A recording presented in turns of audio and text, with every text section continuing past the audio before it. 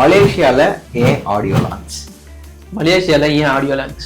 அதுதான் நான் கேட்டேன், அவன் கிட்ட கேட்கிறேன். ஓகே, சோ ஏன் மலேசியால ஆடியோ லான்ச் அப்படின்னும் போது நமக்கே வந்து தெரியும். இதுக்கு எனக்கு தெரிஞ்ச ரீசன் என்னன்னா, ஆஸ் யூஷுவல் தம்பிகள் வந்து கொஞ்சம் பிரச்சனைகள் பண்ணிட்டு இருக்காங்க இங்க. அது என்ன நடந்தாலுமே விஜய் ஜஸ்ட் ரோட்ல போனாலுமே இவங்களோட கூட்டம் அப்படிங்கிறது ரொம்பவும் பெருசா இருக்கு.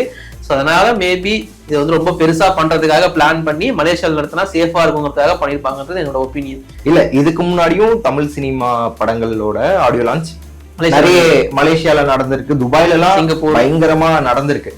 ஆனா விஜய் அவங்களுடைய கடைசி படத்தோட ஆடியோ லான்ச் வந்து நம்ம தமிழ் மக்கள் கூட தமிழ்நாட்டுல இல்லையே, அதுவும் சென்னையில இல்லையே அப்படின்ற ஒரு பெரிய கொஸ்டின் வரும்போது, அது மலேசியா அப்படின்போது கண்டிப்பா பொலிட்டிக்கல் ப்ரெஷரா இருக்கலாம் அப்படின்ற மாதிரி ஒரு விஷயம். அதுவும் இல்லாம இதுக்கு முன்னாடி ரிலீஸ் ஆன கோட் படத்துக்குமே ஆடியோ லான்ச் சக்சஸ் மீட் எதுவுமே வைக்கல. பட் லியோக்கு வந்து ஆடியோ லான்ச் இருந்திருக்காது, அதுக்கப்புறம் சக்சஸ் மீட் மட்டும் வச்சிருப்பாங்க as usual நேரு இண்டோர் ஸ்டேடியம்ல. இந்த வாட்டி நேரு இண்டோர் ஸ்டேடியம் வந்து ஆக்குபைடா இருக்கா என்னன்னு தெரியல. ஆமா, ஆக்குபைடா தான் இருக்கணும். நேரு இண்டோர் ஸ்டேடியம் ஸ்போர்ட்ஸ் விளையாடுறதுக்காக கட்டினது.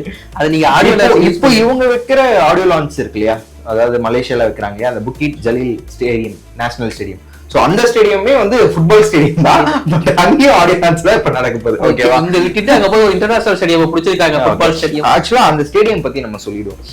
இப்போ இங்க தமிழ்நாட்டுல சென்னையில வந்து விஜய் அவங்களுடைய படத்தோட ஆடியோ லான்ச்லாம் அதுக்கு முன்னாடி சாய்ராம் காலேஜ் நடக்கும். அதுக்கு முன்னாடி வந்து பாத்தீங்கன்னா பெரிய பெரிய 5 ஸ்டார் ஹோட்டல் நடக்கும். அங்க வந்து ஃபேன்ஸ் க்ரௌட் அதிகமா இருக்காங்க, அவங்களை கட்டுப்படுத்த முடியல, இன்னும் நிறைய சீட்டிங் வேணும் அப்படின்றதுக்காக தான் நேரு இண்டோர் ஸ்டேடியம் போனாங்க. பட் நேரு இண்டோர் ஸ்டேடியம் போயுமே நீங்க பாத்துருக்கலாம், வாரிசு லியோ சக்சஸ் மீட்டுக்குலாம் வந்து அப்பயுமே நிறைய ஃபேன்ஸ் டிக்கெட் வச்சுட்டுமே உள்ள போக முடியல, ஏன்னா அவ்வளோ க்ரௌட். ஸோ மேபி இன்னும் நிறைய பேர் வந்து கலந்துக்கணும் அப்படின்றதுக்காக அவங்க பிளான் பண்ணிருக்கலாம். ஏன்னா அந்த எல்லாமே ஓகே தான், இங்க இருந்து கிளம்பி போய் இல்ல நான் அது சொல்ல வரல. அங்க சீட்டிங் கெப்பாசிட்டி வந்து பாத்தீங்கன்னா கிட்டத்தட்ட கூகுள் படி 87,411 சீட்ஸ் வந்து அங்க இருக்கு அப்படின்ற மாதிரி சொல்லியிருக்காங்க. பட் நம்ம தம்பிங்க வந்து இங்க இருந்து மலேசியா போவாங்கன்னா கண்டிப்பா இங்க இருக்கு சார் அமெரிக்கா அப்படின்ற மாதிரி கிளம்பி போகிறதுக்கு கூட வாய்ப்பு இருக்கு.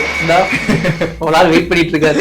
ஓகே, அது வந்து இருக்கலாம். சோ மேபி இங்க இருந்து போலாம், பட் போக முடியாம இருக்க சில பேர் வந்து வருத்தப்படுவாங்க. கண்டிப்பா ஏன் மலேசியால அப்படி நம்ம கேக்குறோம்ல, ஏன் மலேசியால ஆடியோ லான்ச் அது மாதிரி. இன்னொன்னா நீங்க சொன்ன மாதிரி வந்து மலேசியால நிறைய ஆடியோ லான்ச் நடந்திருக்கு. ஏன்னா இந்தியாவுக்கு அப்புறம் தமிழ்நாட்டுக்கு அப்புறம் அதிக தமிழ் மக்கள் வாழ்ற இடம் மலேசியாவா இருக்கும் போது அது ஆப்வியஸ் சாய்ஸ் தான். அண்ட் இப்போ உங்க ஒரு டேக்லைன் கொண்டு வர ஆரம்பிச்சிட்டாங்க, இந்தியாஸ் பிக்கஸ்ட் ஆடியோ லான்ச் அப்படிங்கிற டேக்லைன் போட்டாங்க. ஸோ அப்படி நடத்தணும் அப்படின்னா நீங்க சொன்ன மாதிரி 87,000 பீப்புள் உட்காரமான ஒரு இடம்.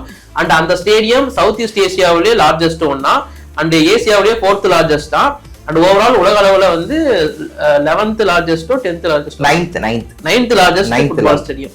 சோ அந்த அளவுக்கு ஒரு முக்கியமான ஸ்டேடியம் அப்படிங்கிறதுனால தான் அங்க கண்டக்ட் பண்ண போறதா சொல்லியிருக்காங்க.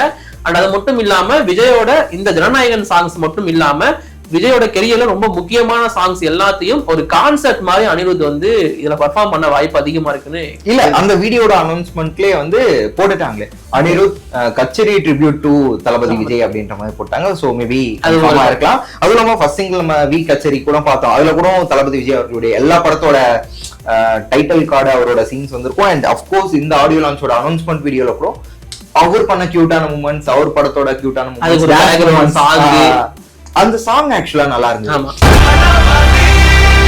அனிருத் வந்து நல்லா இருந்துச்சு இல்ல. ஆக்சுவலா கத்தில வந்து லாஸ்ட்ல ஒரு சாங் வரும் இல்லையா, மறந்துருச்சுப்பா நமக்கு வந்து. ஆனா துப்பாக்கி சாங் தான்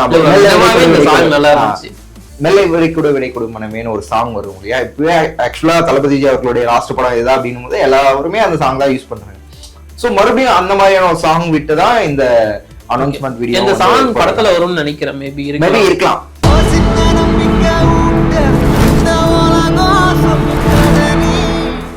அதான் இந்த படமே வந்து தளபதி ஃபேன்ஸ்க்கு வந்து ஒரு ஃபேர்வெல் படமா தான் வந்து ஃபுல் அண்ட் ஃபுல் ரெடி பண்ணியிருக்காங்க. அதாவது இப்போ விஜய் அவர்கள் வந்து பாத்தீங்கன்னா எக்ஸ்பெரிமெண்டலா மெர்சல் ஆகட்டும், பிகிலா ஆகட்டும், கோட், இதெல்லாம் எக்ஸ்பெரிமெண்ட் படமான்னு நீங்க கேட்கலாம். ஆனா விஜய் அவங்களுடைய பிலிமோகிராஃபி எடுத்து பாத்தீங்கன்னா இந்த படம் எல்லாமே எக்ஸ்பெரிமெண்டல் தான். அதுக்கு முன்னாடி அவர் பண்ண திருப்பாச்சி, சிவகாசி, போக்கிரி, கில்லி, இதெல்லாமே பாத்தீங்கன்னா பயங்கர ஜாலியா, பயங்கர படங்கள். ஆமா, ஒரு 5 குத்துப்பாட்டு, ஒரு 10 ஃபைட்டு, ஒரு 20 பஞ்ச் டைலாக், அந்த மாதிரிதான் இருக்கும். சோ அந்த மாதிரி ஒரு பாணியில தான் கடைசி படம் இருக்கணும் அப்படின்றதுக்காக தான் பகவந்த் கேசரி ரீமேக்கும் கூட இல்ல ரீமேக் தான் அந்தனன்னு சொல்லிட்டாரு எல்லாருக்குமே. ஏன்னா அது கேவிஎன் ப்ரொடக்ஷன் அந்த கன்னட ப்ரொடக்ஷன் உள்ள வரும்போதே அந்த படத்தோட காப்பி ரைட்ஸ் வாங்கிட்டு தான் உள்ள வந்திருக்காங்க. இன்னொன்னு என்னன்னா பகவந்த் கேசரி படத்தை டைரக்ட் பண்ண அதே டைரக்டர் தான் இந்த படத்தை எடுக்கிறதா இருந்தது. ஆனா இதுக்கு முன்னாடி தெலுங்கு டைரக்டர் கூட வந்து வம்சி கூட நம்ம இப்போ அச்சுவேத் உள்ளது காரணம் வந்து நல்ல பாலிடிக்ஸ் தெரிஞ்ச ஒரு டைரக்டர் உள்ள இன்க்ளூட் பண்ணணும்னு நினைச்சாங்க. இல்ல இதை விட முக்கியமான காரணம் என்னன்னா எச் வினோத் அவர்கள் கிட்ட தலைவன் இருக்கிறான்னு ஒரு கதை இருந்தது. அது உலகநாயகன் கமல்ஹாசன் அவர்கள் கிட்ட சொல்லி ஓகே வாங்கிட்டாங்க. அந்த படம் தான் இந்த படமா இருக்கும்னு நினைச்சாங்க. ஆனா விஜய் அவர்கள் இது ஒரு கமர்ஷியல் படமா இருக்கணும் அப்படின்னு நினைச்சாங்க. இன்னொன்னு அதே டைரக்டர் பகவந்த் கேசரி டைரக்டரே தான் வந்து பண்றதா இருந்தது. ஆனா ஆல்ரெடி அதுக்கு முன்னாடி வாரிசு பண்ணாங்க ஒரு தெலுங்கு டேரக்டர் கூட வந்து காம்போ பண்ணி இது பண்ணும்போது இது தெலுங்கு படம் மாதிரியும் இல்ல தமிழ் படம் மாதிரியும் இல்ல, ரெண்டு ஆடியன்ஸ்க்கும் போய் சேராத முடியாம ஒரு நடுநிலையா ஒரு படம் மாதிரி போயிடுச்சு. அது பெருசாயிட்டு. ஸோ மறுபடியும் ஒரு தெலுங்கு டைரக்டர் வேண்டாம் அப்படின்னு ஒரு பட்சத்துல, அது இல்லாம வினோத் அவர்களும் வந்து கதை சொல்ல இது பண்ணுங்களேன், இந்த ஸ்டோரி பண்ணுங்களேன், இது வழக்கமா நடக்கிறது தான். ஸோ அந்த மாதிரி தான் இது நடந்தது. Okay, coming back to the point. மலேசியாவுக்கும் விஜய் அவர்களுக்கும் என்ன கனெக்ட் அப்படின்னு பார்த்தோம்னா, குருவி படம் ஃபுல்லாவே வந்து மலேசியால நிறைய ஷூட் பண்ணியிருப்பாங்க. அந்த வீடியோல நீங்க பார்த்தாலும் அங்க இருக்க மக்களுமே அதான் சொல்லியிருப்பாங்க. நீங்க இதுக்கு முன்னாடி குருவி படத்துக்குலாம் ஷூட்டிங் வந்திருக்கீங்க, மலேசியா உங்களுக்கு புதுசு இல்ல. ஆனா குருவிக்கு அடுத்து மறுபடியும் நீங்க இங்க வரீங்கன்னா நாங்க பார்க்க போறோம்னா நாங்க என்ஜாய் பண்ண போறோம்னா அப்படின்ட்டு அதுலயும் ஓகேலா அப்படின்லாம் பயங்கரமா பேசியிருப்பாரு. இப்ப அடுத்து மறுபடியும் மலேசியா போறாரு, அந்த மக்கள் என்ன பண்ண போறாங்க நம்ம வெயிட் பண்ணி தான் பார்க்கணும். அதான் ப்ரோ, எனக்கு வந்து இந்த டேக்லைன் ரொம்ப பிடிச்சிருந்துச்சு, இந்தியாஸ் பிக்கஸ்ட் ஆடியோ லான்ச் அப்படிங்கிறது. ஏன் அப்படின்னா இங்க முடிவு பண்ணிட்டாங்க இது விஜயோட கடைசி படம் அப்படின்னு சொல்லிட்டு.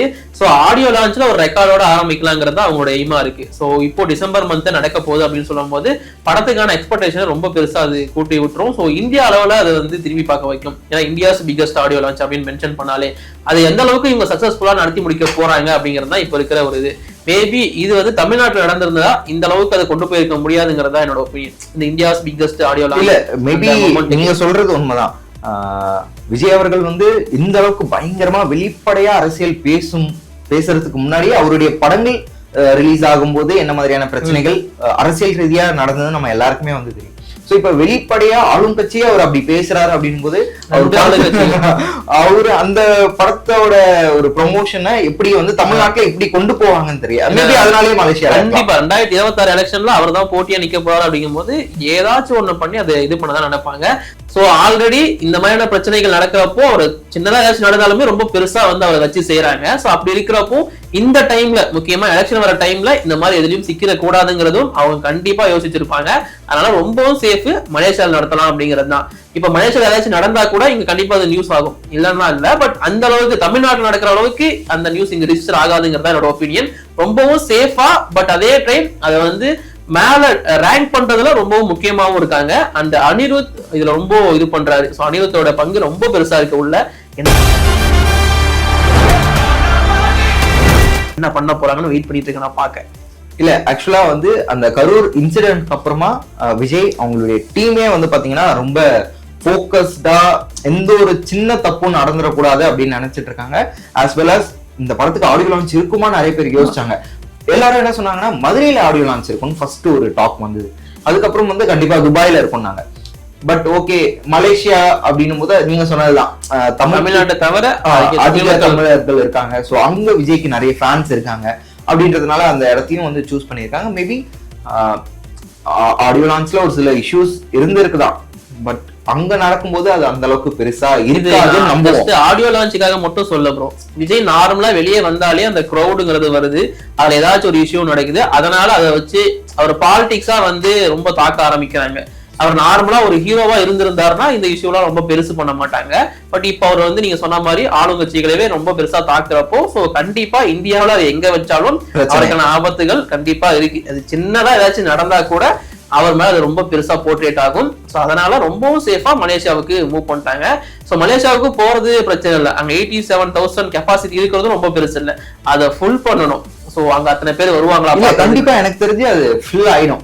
ஏன்னா வந்து மலேசியால இருக்க மக்கள் வந்து கண்டிப்பா போவாங்க. அவங்க ஒரு 50-30% ஆக்குபை பண்ணாலும் கண்டிப்பா இங்க இருந்து விஜய் அவங்களுடைய சைட்ல இருந்து, அதாவது அவங்களுடைய ஃபேன்ஸ் இருக்காங்க இல்லையா, சோ ஃபேன் சைட்ல இருந்து எப்படி அவருடைய முதல் மாநாட்டுக்கு வந்து ஃபேன்ஸ் எல்லாருமே ஒவ்வொரு டிஸ்ட்ரிக்ட்ல இருந்தும் எல்லாரும் அசம்பிள் பண்ணி போனாங்க. ஒரு தமிழ்நாடு அசம்பிள் பண்ணி வந்துட்டாங்க. மலேசியா இல்ல கண்டிப்பா நடக்கும். ஏன்னா எங்க ஒரு படத்தை ஒரு FDFS டிக்கெட்டே வந்து 5000 ரூபாய் கொடுத்து பாக்குறவனுங்க இருக்கானுங்க.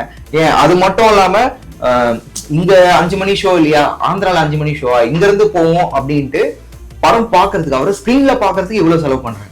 இப்ப நேர்ல போய் பார்க்க போறோம். இனிமே அவர் வந்து இந்த மாதிரி ஆடியோ லான்ச்ல பார்க்க முடியாது. நம்ம வந்து இனிமே பிரச்சார மேடைகள் தான் பார்க்க போறோம் அப்படின்னும் போது கண்டிப்பா வசதி இருக்கிறவங்க இல்ல அவங்களுக்கான ஒரு இது இருக்கு இல்லையா, அதாவது அந்த நற்பணி மன்றம் இருக்கு இல்லையா, சோ அங்க இருக்கக்கூடியவங்க அதான் போஸ்டர் பேனருக்குலாம் செலவு பண்ண அந்த காசெல்லாம் மேபி அங்க மலேசியால எப்படி அந்த பேனர் கல்ச்சர் இருக்குன்னு தெரியல. சோ அந்த காசை கம்மி பண்ணாலே எனக்கு தெரிஞ்சு அதை வச்சு டிக்கெட் போட்டு போயிட்டு வந்துருவாங்க.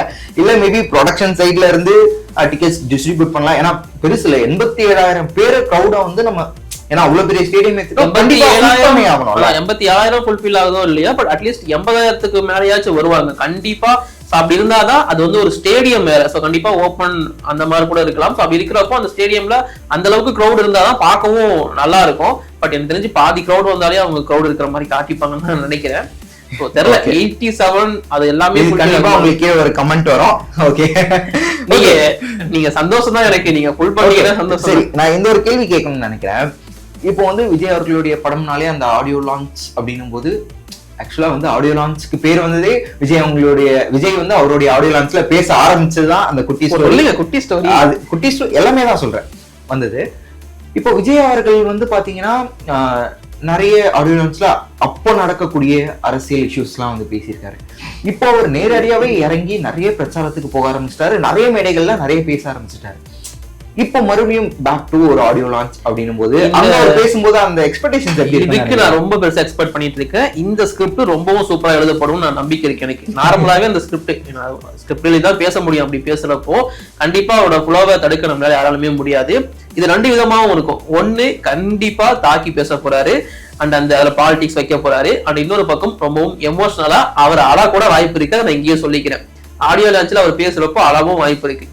இந்த ஃபீல்டை விட்டு நான் வெளியே போறேன் அப்படிங்கிறதுக்காக அவர் அவ்வளவு சென்டிமெண்டா முடிச்சாருன்னா அது பயங்கர ஹிட் அடிக்குங்கிறது என்னோட ஒப்பீனியன். ஸோ அது அப்படிதான் இருக்க போதும்னு தோணுது எனக்கு. என்னுடைய நண்பிகளுடைய மனசுதான் நான் குடியிருக்கிற கோயிலுங்க. ஒன் லாஸ்ட் டைம் அப்படின்றது கண்டிப்பா எல்லாருமே நீங்க வந்து அழ போறாருன்றது மேபி அதை ஸ்டார்ட் பண்ணும்போது கூட அந்த லைட்டா, அவரோட ஃபர்ஸ்ட் மாநாட்டுல அவர் லைட்டா ஃபீல் பண்ணி அந்த கிரௌட பார்த்து ஒரு எமோஷனல் ஆயிருப்பாரு. மேபி அந்த மாதிரி எமோஷனல் இருக்கலாம். மத்தபடி பயங்கரமா அழுவாரா அப்படின்றது கேட்டா அது எனக்கு தெரியாது. பட் அழுவாரு. அதை தாண்டி எனக்கு தெரிஞ்சு வேற ஏதோ ஒரு ஸ்பெஷல் அனிருத் அவர்கள் வந்து ட்ரிபியூட் கொடுக்க போறாரு. எல்லாருமே தளபதி விஜய் அவர்களுடைய கெரியர் பத்தி பேச போறாங்க, இந்த படத்தை பத்தி பேச போறாங்க. எல்லாமே ஃபைன். இதை தாண்டி என்ன ஒரு ஸ்பெஷலா ஒரு விஷயம் இருக்க போகுது அப்படின்றது தான் எனக்கு வந்து எக்ஸைட்மெண்ட்டா இருக்கு. மேபி ஒரு சில விஷயங்கள் இருக்கும் இல்லையா, அதாவது வந்து அவர் கூட டிராவல் பண்ண நிறைய ஆக்டர்ஸ் இருக்காங்க. ஸோ அவங்க எல்லாரையும் கூப்பிட்டு போயிட்டு கூட பண்ணலாம். ஸோ இது வந்து பாத்தீங்கன்னா ஒரு எப்படி சொல்றது, ஒரு 6 hours 5 hours முடிகிற ஒரு ஈவெண்ட் மாதிரி இருக்குமான்னு கூட தெரியல. ஏன்னா அவ்வளவு இருக்கு பேசுறதுக்கு. ஸோ அது ஒண்ணு. இதை தாண்டி எனக்கு இன்னொரு முக்கியமான விஷயம் என்னன்னா, தளபதி விஜய் அவர்களுடைய படம் எந்த ப்ரொடக்ஷன் இருந்தாலும் சரி, அந்த படத்தோட ஆடியோ லான்ச் எங்க டெலிகாஸ்ட் ஆகும்னா மேக்சிமம் சன் டிவி. இந்த வாட்டி இந்த டிவியில டெலிகாஸ்ட் பண்ண போறாங்க. சன் டிவி அதெல்லாம் விட்டு கொடுக்கவே மாட்டாங்க. பெரிய மைலேஜ் தரக்கூடிய ஒரு இருக்கிறதுல பெரிய மைலேஜ் தரக்கூடிய ஒரு விஷயம் இதுதான், இந்த ஆடியோ லான்ச் தான். கண்டிப்பா வாங்கி டெலிகாஸ்ட் பண்ணுவாங்க. மேபி கட்டு வந்து பட் அவங்களுக்கு காம்படிட்டிவா நிறைய பேர் இருக்காங்க இல்லையா. இப்போ ஸ்டார் விஜய் இருக்காங்க, ஜி இருக்காங்க. சோ மேபி அந்த மாதிரி இருக்கலாம். சோ உங்களுடைய எக்ஸ்பெக்டேஷன் என்னவா இருக்கு? நான் நீங்க சொன்ன மாதிரி தான் அந்த ஸ்பீச் குட்டி ஸ்டோரி அது பெரிய ஸ்டோரியா இருக்க போகுது இந்த டைம். அதுக்கு தான் நான் வெயிட் பண்ணிட்டு இருக்கேன். அண்ட் அனிருத்தோட ட்ரிபியூட் டு விஜய் அது எப்படி இருக்க போகுதுங்கிறத பார்க்க வெயிட் பண்ணிட்டு இருக்கேன். நான் என்ன எக்ஸ்பெக்ட் பண்றேன்னா, மேபி அந்த ஆடியோ லான்ச் அப்பவே படத்தோட ட்ரைலரோ இல்ல டீசரோ லான்ச் பண்ணலாம்னு நினைக்கிறேன். ஏன்னா அவ்வளவு செலவு பண்ணி அங்க போய் எல்லாம் பண்ணும்போது, ஏன்னா அதுக்கப்புறம் 27th பண்றாங்க. அதுக்கப்புறம் பாத்தீங்கன்னா படம் வந்து 9th ரிலீஸ். அப்படி இப்படின்னு ஒரு 2 weeks தான் இருக்கு. ஸோ மறுபடியும் டீசருக்கு ட்ரைலருக்கு லான்ச் ஒன்று தனியா இல்லாம மேபி அங்கேயே அதை லான்ச் பண்ணிடலாம் அப்படின்னு சொல்லிட்டு தான் நான் வந்து நினைக்கிறேன். சூப்பர். நான் குட்டி ஸ்டோரிக்காக வெயிட் பண்றேன், ட்ரைலருக்காக வெயிட் பண்றாரு. நீங்க அந்த ஆடியோ லான்ச்ல எதை பார்க்க வெயிட் பண்றீங்க அப்படிங்கிறத மறக்காம கீழே கமெண்ட்ல சொல்லுங்க. அண்ட் நீங்க மலேசியா போய் பாப்பீங்களா அப்படிங்கிறதையும் கீழே கமெண்ட்ல சொல்லுங்க. நாங்க அடுத்த வீடியோல சந்திக்கிறோம். அது வரைக்கும் பாய். அது வரைக்கும் உங்களிடமிருந்து விடைபெறுவது நான் உங்க விஜய் கணேஷ் கோவிந்தன், நிதிஷ். தேங்க்யூ.